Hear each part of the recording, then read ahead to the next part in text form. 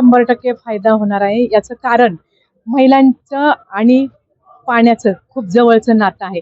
महिलांना जर पाणी व्यवस्थित मिळालं तर त्या ठिकाणी त्यांना खूप असं म्हणजे हायसं वाटतं. याचं कारण असं की 2008ला 7 रोजी सुनील बनकर ज्यावेळेस नगरसेवक होते, तेव्हापासून पाण्याची पाईपलाईन आणण्यापासून म्हणजे तुकाई दर्शन या ठिकाणी 40 लाख लिटरची पाण्याची टाकी बांधली.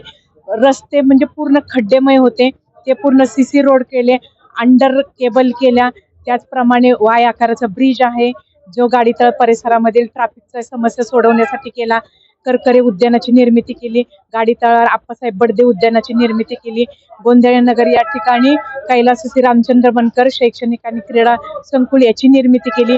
आदरणीय नानांच्या काळामध्ये त्या ठिकाणी पीएमटी डेपो त्या ठिकाणी पीएमटी डेपोची उभारणी झाली.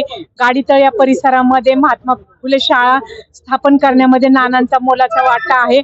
अशा अनेक प्रकल्प प्रोजेक्ट आपल्या या परिसरामध्ये आपण या लोकांसाठी आणले, नागरिकांसाठी आणले. त्यामुळे मतदार बंधू भगिनी सगळे आमच्यावर खुश आहेत आणि प्रत्येकाच्या घराघरामध्ये नाही तर आम्ही प्रत्येकाच्या मनामनामध्ये आहोत. रोकठोक महाराष्ट्राला सबस्क्राईब करा आणि बेल आयकॉनवर क्लिक करायला विसरू नका.